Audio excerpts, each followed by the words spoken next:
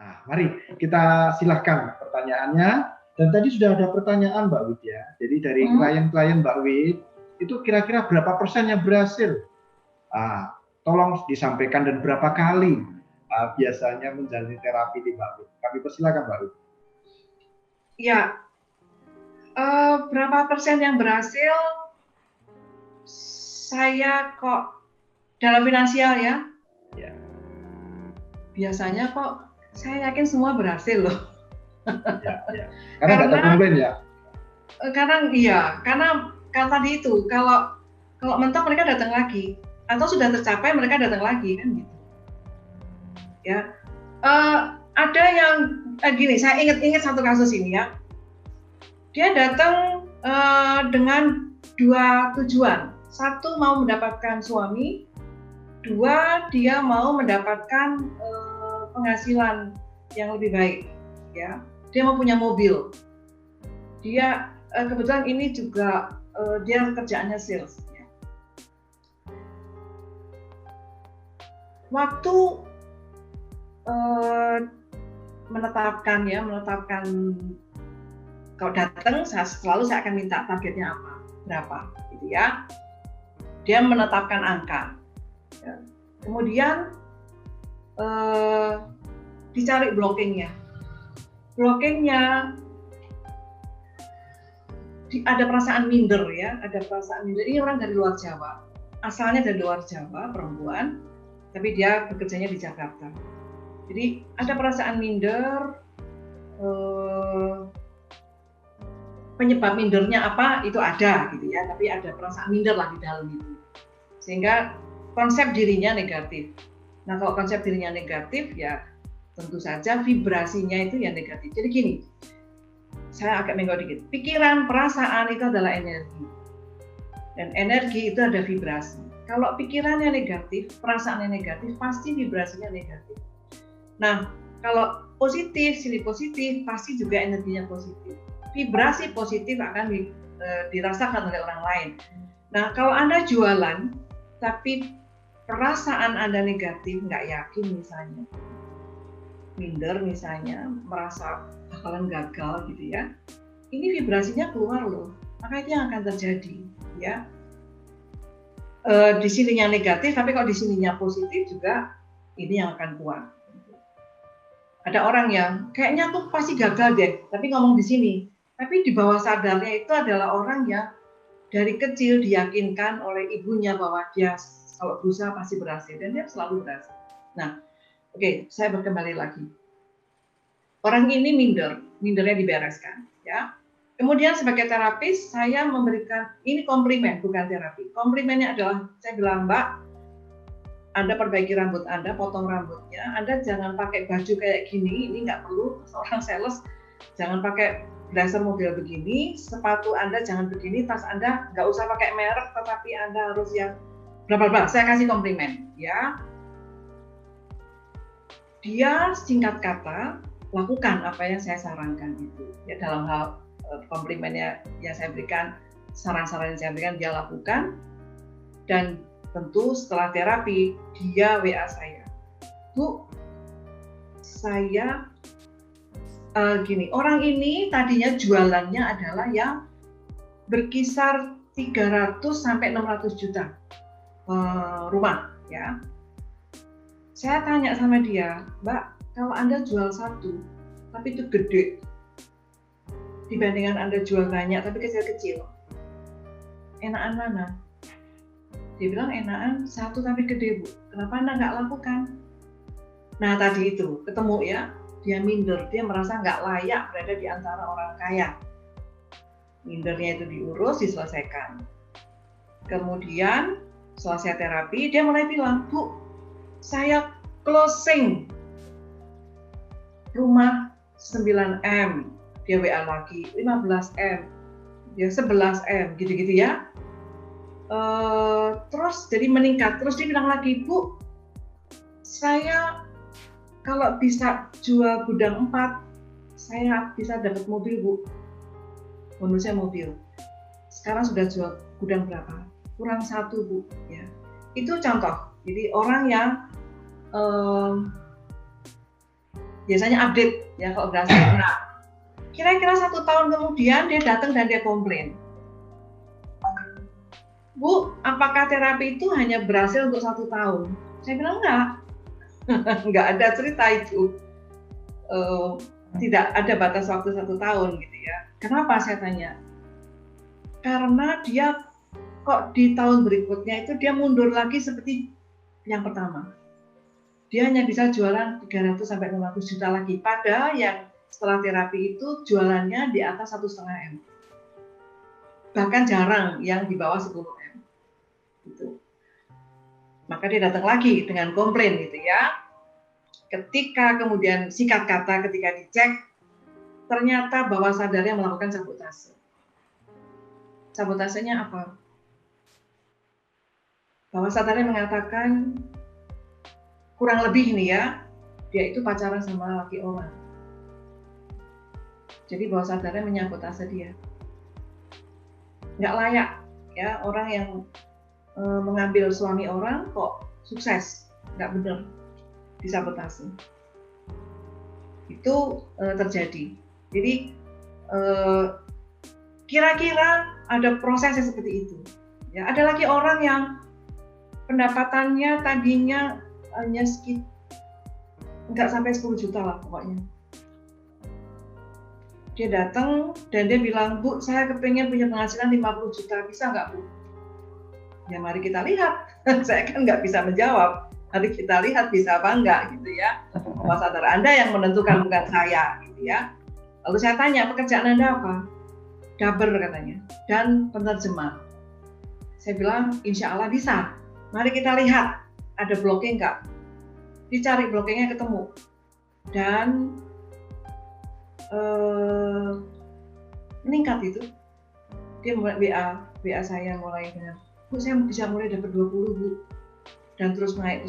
Terus saya ingat kalimat dia, Bu, November nanti saya mulai dapat 50 juta sebulan. Karena dia dapat kontrak perusahaan dari Singapura sebagai penerjemah tetap. Jadi dia tahu penghasilan dia mulai November 50 juta. Dan orang ini kebetulan juga datang dengan urusan mau dapat suami dan finansialnya juga. Mantap ya. Kira-kira seperti itu. Baik. Ada yang komplain, ada ya. Tadi itu komplainnya kok mentok gitu ya. Oke, ada pertanyaan yang lain? Ada Mbak Wid, jadi ada pertanyaan ini. Jadi langsung dijawab aja ya dari beberapa di Zoom. Ini bagaimana menghilangkan mental block secara personal? Maksudnya mental block berkaitan menjadi kaya ini ya, dan mungkin dia menyadari setelah penjelasan Mbak Wid tadi ya. Mungkinkah itu? Nah, silakan dijawab Mbak Wid. Baik. Memang tidak mungkin semua orang harus datang kepada terapis, hipnoterapis dalam hal ini ya. Walaupun hipnoterapi dari Asosiasi Hipnoterapi Klinis Indonesia itu tersebar di seluruh Indonesia, jumlahnya mungkin sekarang sudah ada mungkin 400-an orang ya Pak Yudo ya. Yes. Di Jakarta saja sudah 100-an orang lebih mungkin ya. Artinya sudah sangat banyak, tetapi tidak mungkin semua orang akan datang kepada hipnoterapis, itu kita menyadari itu. Nah, apakah bisa kita mengecek sendiri? Pertama itu ya, nanti menghilangkannya gimana gitu ya. Pertama memang harus cek sendiri, jadi Anda harus menandai apakah Anda sudah berusaha dan nggak bisa. Kalau ada, Anda memang harus ngecek ke dalam. Kira-kira ada apa yang menyebabkan itu gitu ya. Gimana caranya ngecek ke dalam apa yang menyebabkan itu gitu. Kalau Anda cukup hening ya, cukup terlatih untuk hening, cukup terlatih untuk tenang, tidak kemerungsung gitu ya. Anda terlatih untuk berbicara dengan diri Anda sendiri, mungkin Anda akan menemukan ya. Tapi mungkin juga nggak menemukan ya, karena kadang-kadang di luar dugaan. Jadi pikiran sadar dan bawah sadar ini tidak selalu sama. Persepsi bawah sadar itu tidak selalu sama dengan persepsinya pikiran sadar gitu ya. Seperti tadi yang Bapak saya ceritakan tadi, bahwa ternyata yang ngeblok dia itu adalah omongan orang pinter gitu. Dia nggak menduga itu. Kalau dia tahu kan dia sudah beresin itu dari zaman kapan-kapan kan, nggak usah nunggu umur 50 tahun gitu kan. Dia berapa puluh tahun dia dalam keadaan bangun dan jatuh terus menerus itu. Nah, tetapi berusaha sendiri bisa dilakukan. Coba berusaha sendiri ya. Ditandai ya, coba ditanya ke dalam. Mungkin jawabannya muncul, mudah-mudahan jawaban yang tepat yang muncul ya. Cara lain Anda bisa mengecek apakah ada blocking ya untuk di dalam diri kita, itu adalah ketika Anda sudah menuliskan target Anda menuliskan keinginannya Anda, kemudian dirasakan apakah ada yang kemudian deg-degan. Dadanya jadi nggak enak, jadi berat, kadang-kadang deg-degan lebih cepat, atau kadang-kadang kayak orang bilang gitu, kayak ada kupu-kupu yang penuh di perut gitu ya, ada tiba-tiba jadi sakit kepala, ada tiba-tiba pundaknya jadi terasa sereng gitu ya, jadi ada sesuatu sensasi lah di tubuh fisik, atau ada suara dari dalam mengatakan, balung kere kok arep sugih misalnya, tulang miskin kok mau kaya gitu misalnya ya, ada suara dari dalam bilang begitu, atau nggak mungkin, nggak bisa, nggak usah ngimpi lah, nggak usah aneh-aneh lah, bisa makan aja sudah cukup. Kalau itu ada ya tandanya itu blocking yang harus diurus gitu ya.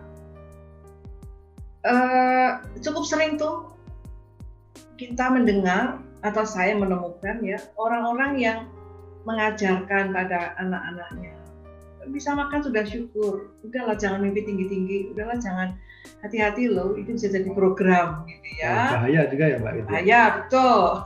Ya. Karena tadi itu bahwa kita bisa hidup sederhana, iya. Tapi kalau kita punya harta lebih banyak kan lebih enak loh, bisa bagi banyak orang kok. Kita harus sederhana, nggak apa-apa. Tapi kita bisa ngapa-ngapain. Mau bagi-bagi itu bisa lebih enak. Banyak yang bisa dibagi. Tapi tetap sederhana kitanya. Kan enak itu. Ya. Artinya nggak usah harus bermewah-mewah ya nggak apa-apa. Ya. Tapi satu hal yang harus diingat, Anda menetapkan impian yang masuk akal gitu ya. Masuk akal tuh gini. Jangan mengatakan saya tahun depan mau jadi konglomerat. Kalau Anda penghasilan UMR mau bintang konglomerat tahun depan ya mungkin bahwa saja bisa gelagapan gitu ya, ketinggian. Kayak orang bilang ketua RT aja belum pernah mau jadi presiden, kira-kira gitu ya, ketinggian gitu. Itu tetap harus dalam apa ya, dalam ukuran yang masih bisa diterima, akal ya, bahwa tercapainya itu melampaui apa yang kita pikirkan bukan tidak mungkin. Ya, tadi yang saya bilang orang yang UMR tadi, arsitek tadi, itu kalau dihitung kan bukan 2 kali lipat atau 3 kali lipat loh penghasilan per bulannya dia. 20 juta kok, itu berapa kali lipat? Dan dia bisa mencapai 28, nanti turun lagi di 20, 21 gitu ya, fluktuatif gitu, tapi di atas rata-ratanya di atas 20 juta. Gitu. Itu juga bukan 2 kali lipat. Jadi bisa tercapai melebihi yang diinginkan sebetulnya, tetapi kita tetap harus mengukur yang bisa diterima akal. Tapi kita tetap memberikan ruang untuk ya dalam hal ini Tuhan berperan dalam hidup kita. Nggak ada yang mustahil. Ada orang yang kemarin sangat miskin, tiba-tiba dalam waktu beberapa tahun menjadi amat sangat kaya, itu saya ketemu kok yang begitu-begitu. Yang bapaknya itu satpam di sebuah gereja, anaknya naik Porsche. Ada. Saya bilang, kamu bikin rumah mama kamu, bikin rumah papa kamu, apa ibunya cerai. Itu terjadi. ya, ya bapaknya satpam. Sudah naik pos pun dia bapaknya masih satpam. Itu ada yang seperti itu. Dia datang ke saya tadinya bukan pos, jadi mobil lain. Ya itu terjadi. Jadi gimana caranya menghilangkan blocking itu, entah mental block atau emotional block ya. Kalau Anda buka website Adi W. Gunawan Institute atau Anda buka YouTube Adi W. Gunawan, di situ banyak yang Anda dapat petik manfaatnya. Ada teknik bahkan yang diajarkan, hard teknik itu Anda bisa pakai. Itu teknik yang Pak Guru kami baik sekali, itu teknik yang ampuh gitu ya, dan bisa dilakukan sendiri. Jadi Anda tinggal buka Adi W. Gunawan Institute, Anda buka YouTube Adi W. Gunawan, Anda akan ketemu itu. Anda bisa pakai teknik itu. Kalau tidak ada perubahan, itu bukan tekniknya yang salah. Anda mungkin tidak tepat di dalam memetakan persoalannya Anda. Tapi saya berani citakan. Teknik itu ampuh banget. Ya, kami di ruang praktek, bukan hanya saya, kami menyaksikan itu, teknik yang sangat luar biasa. Silakan dicoba pakai the hard teknik.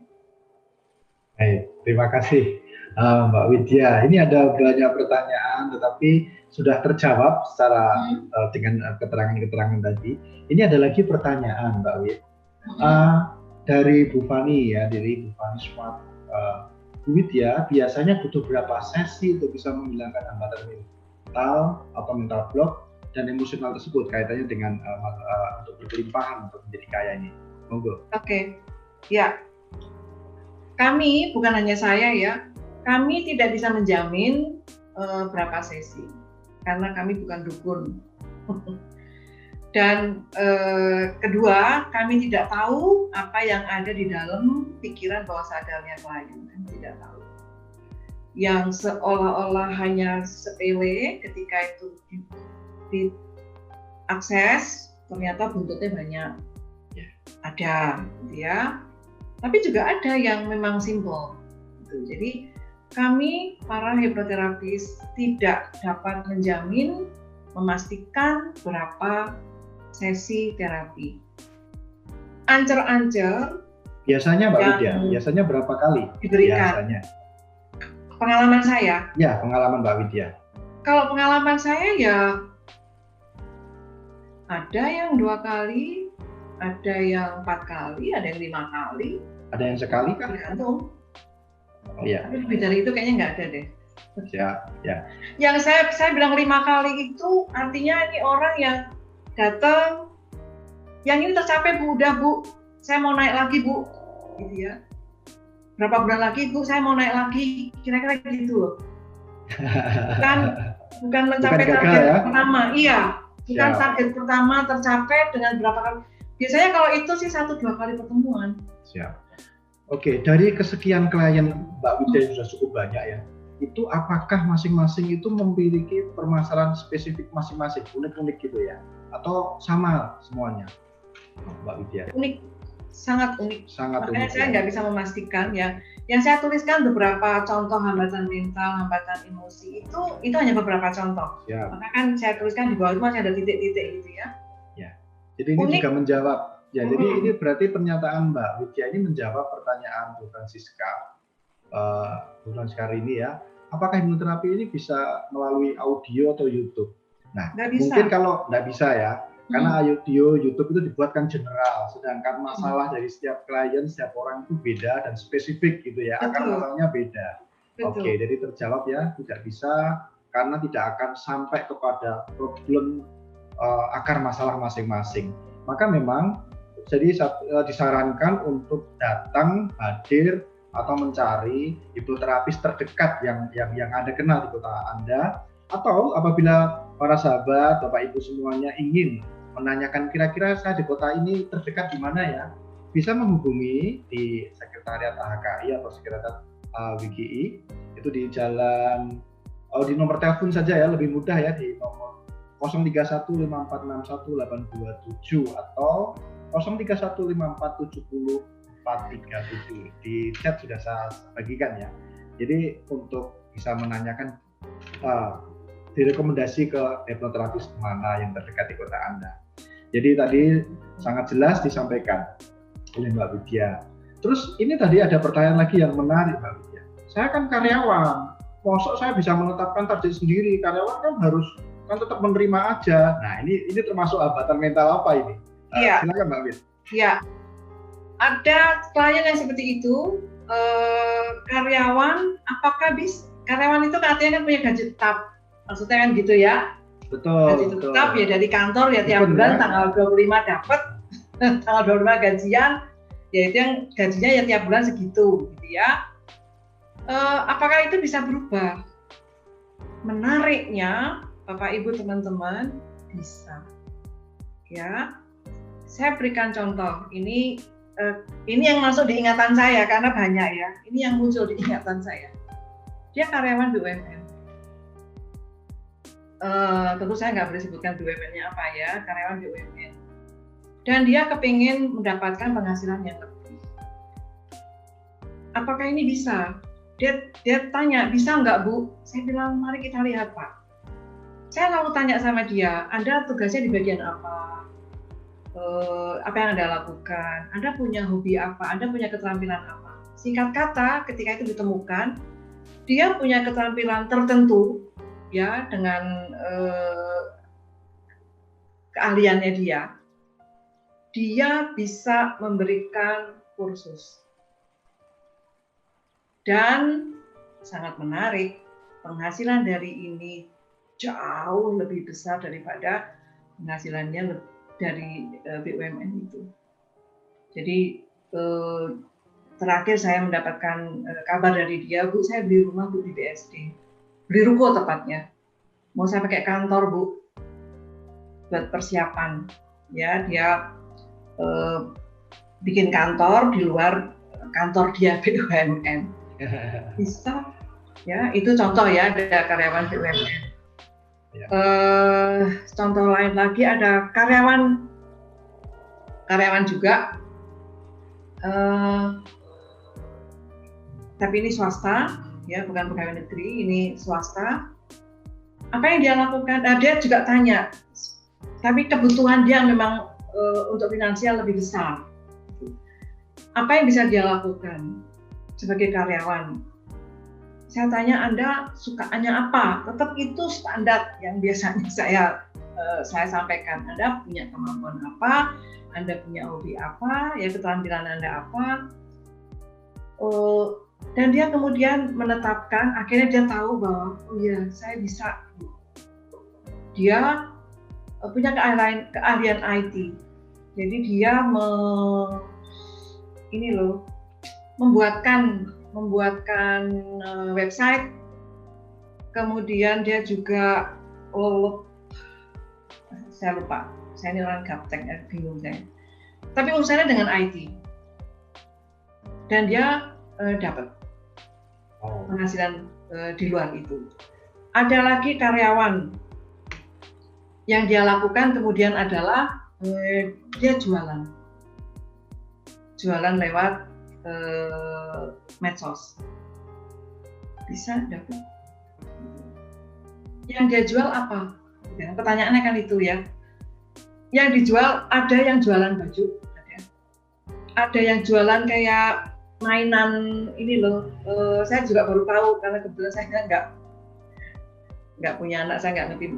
Ada mainan kayak lilin yang bisa dibentuk macam-macam. Dia jualan itu dan 1 bulan bisa dapat 15 juta dari jualan lilin untuk anak-anak itu ya, untuk mainan. Saya nggak ngerti tepatnya apa itu, tapi lilin untuk mainan anak-anak bisa 15 juta dia dapat. Jadi karyawan juga bisa kok punya penghasilan lain yang dicoba. Ada yang menjual rendang, jualan rendang, karyawan juga. Jadi tergantung kita mau memanfaatkan apa yang kita punya, yang kita mampu atau tidak. Jadi yang penting adalah mindsetnya kita itu sudah berubah. Kalau memang menginginkan lebih, kita mau melakukan upaya yang lebih, pasti hasilnya lebih. Tapi kalau saya kan karyawan, nggak mungkin dapat lah. Paling-paling dapatnya THR. Ya sudah, kalau itu diyakini ya buat WB lah, gitu ya. Itu yang terjadi. Gitu. Tapi kalau mau membuka diri bahwa nasib itu ada di tangan kita, jangan bilang di tangan Tuhan, Bu ya. Nanti kalau Anda bilang nasib di tangan Tuhan, Anda menuduh Tuhan nanti nggak adil. Ada orang yang super duper kaya, ada orang yang bahkan tadi UMR aja nggak nyampe atau UMR. Nanti kalau Tuhan nggak adil, enggak. Itu keputusannya kita. Nyatanya juga orang yang memutuskan nasibnya berubah, dia berubah. Ya. Asalkan blockingnya ditemukan dan dihilangkan. Ya. Terima kasih.